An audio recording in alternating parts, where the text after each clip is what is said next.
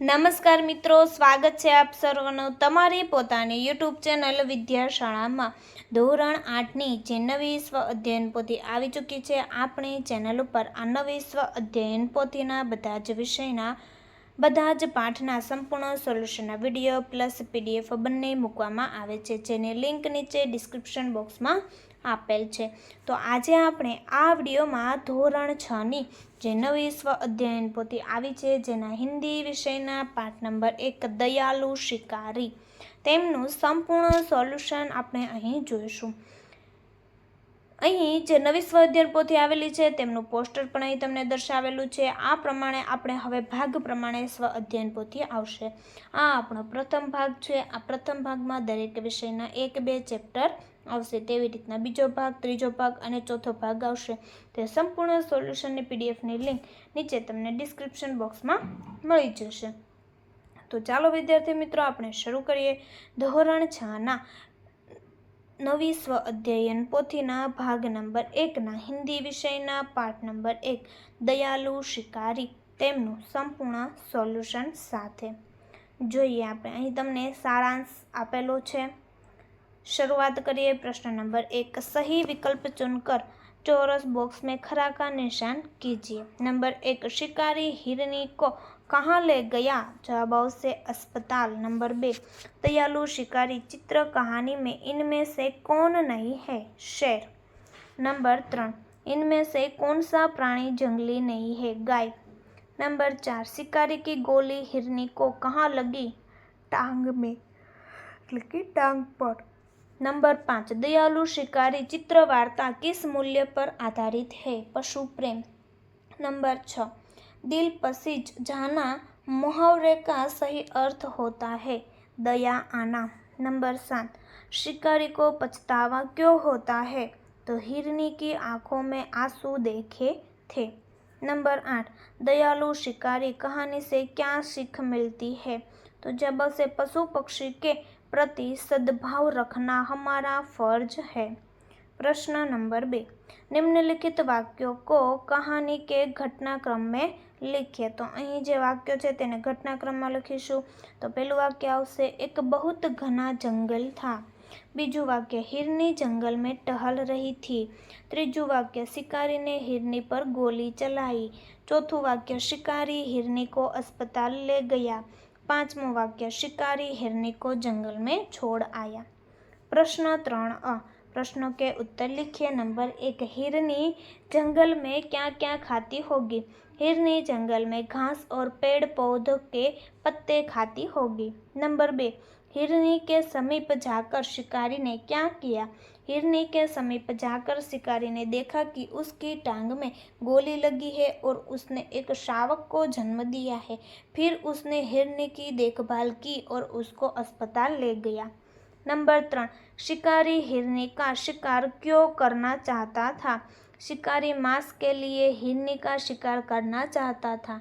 Number 4, शिकारी हिरनी को कहाँ ले गया? शिकारी हिरनी को पशुओं के अस्पताल में ले गया. प्रश्न नंबर 3 प्रश्नों के उत्तर लिखिए. नंबर 1, शिकारी ने हिरनी के साथ कैसा व्यवहार किया? शिकारी ने हिरनी के साथ दयापूर्ण व्यवहार किया क्योंकि उसकी दशा देखकर शिकारी को दुख हुआ था. नंबर 2, आपने किन किन प्राणियों को देखा है? मैंने इन प्राणियों को देखा है, गाय, बैल, भैंस, बकरी, घोड़ा, हाथी, कुत्ता, बंदर, बिल्ली, ऊंट और गधा.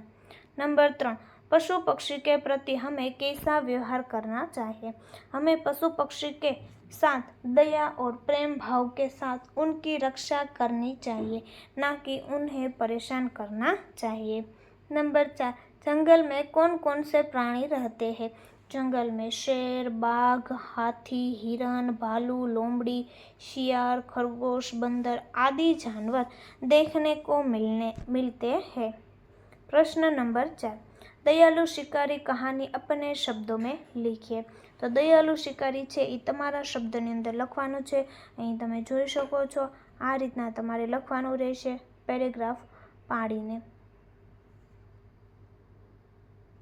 ત્યાર પછી જોઈએ કે તે પહેલાં કે ધોરણ 3 થી 8 નીચે નવી સ્વ અધ્યયન પોથી આવી ચૂકી છે 2024-25, જેમાં બધા જ ભાગના તમામ વિષયના સોલ્યુશનની PDF અને બુક તમે બંને મેળવી શકો છો. અહીં તમને કોન્ટેક્ટ નંબર આપેલો છે, જેમાં તમે કોન્ટેક્ટ કરીને. प्रश्न नंबर 5, वर्णों को कोई भी मात्रा लगाकर महत्तम अर्थपूर्ण शब्द बनाइए. तो જોઈએ અહીં રંગ તો રંગસાજ, રંગશાલા, રંગસ્થલી, રંગત અને રંજીસ. સ છે સમાચાર, સમય, સફેદ, સરિતા, સમુદ્ર. ગ છે ગન, ગદ્દા, ગણપતિ, ગણ, ગગન.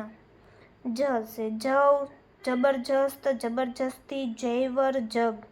ल से लाभ, लगान, लुभाना, लांच, लता. प्रश्न 6, चित्र देखकर कहानी लखिए. तो અહીં તમે જે ચિત્ર જોઈ શકો છો કાગડો અને શિયાળો, તે આપણે અહીં લખવાનું છે, જે તમે અહીં જોઈ શકો છો. ત્યાર પછી છે પ્રશ્ન નંબર 7, अ में से दिए गए शब्दों को विरुद्धार्थी शब्द विभाग ब में से ढूंढकर सही जोड़ बनाकर लिखिए और वाक्य में प्रयोग कीजिए. જોઈએ ઉદાહરણમાં આપેલું છે દયાलु तो निर्दय. दयालु मनोज ने आहत चिड़िया को बचाया. शिकारी निर्दय होता है. बीजू स्वच्छ अस्वच्छ. वो काफी स्वच्छ पहलवान है, वो अस्वच्छ है. खुश नाखुश. मैं आज काफ़ी खुश हूँ, मैं आज नाखुश हूँ. जन्म मरण. वहाँ किसी का जन्म हुआ है, किसी ना किसी दिन मरण निश्चित है. प्रश्न नंबर 8, निम्नलिखित वाक्यों में संज्ञा शब्द को रेखांकित कर वाक्य फिर से लिखिए. नंबर 1, महेश हर रोज मंदिर जाता है. महेश हर रोज मंदिर जाता है. नंबर 2, मैं अंबाजी गया था. मैं अंबाजी गया था तो अंबाजी. नंबर 3, गुलाब का फूल मुझे पसंद है. गुलाब का फूल मुझे पसंद है. गुलाब और फूल. नंबर 4, हिमालय की चढ़ाई बहुत कठिन थी तो हिमालय ऊपर नीचे लिटी. नंबर 5, आज बिल्ली सारा दूध पी गई. बिल्ली. ત્યાર પછી જોઈએ પ્રશ્ન નંબર 9, चित्र देखकर बताइए कि इसके बाद क्या क्या हुआ होगा. તો અહીં ચિત્ર છે, ચિત્ર પરથી આપણે બતાવવાનું છે કે એના પછી શું થયું હતું, જે તમને અહીં લખાણ આપેલું છે, જે તમે અહીં જોઈ શકો છો ધ્યાનપૂર્વક. તો આ રીતના તમારે તમારી નોટબુકની અંદર પણ સારા અક્ષરે લખવાનું રહેશે, અને જે વાંચતું જવાનું છે અને લખતું પણ જવાનું છે, જેથી તમને સારી રીતે યાદ પણ રહી શકે. અને આ રીતના પેરેગ્રાફ પાડીને લખવાનું રહેશે સરસ મજાના અક્ષરે. प्रश्न नंबर 10, शिकारी की जगह आप होते तो क्या करते. लिखिए.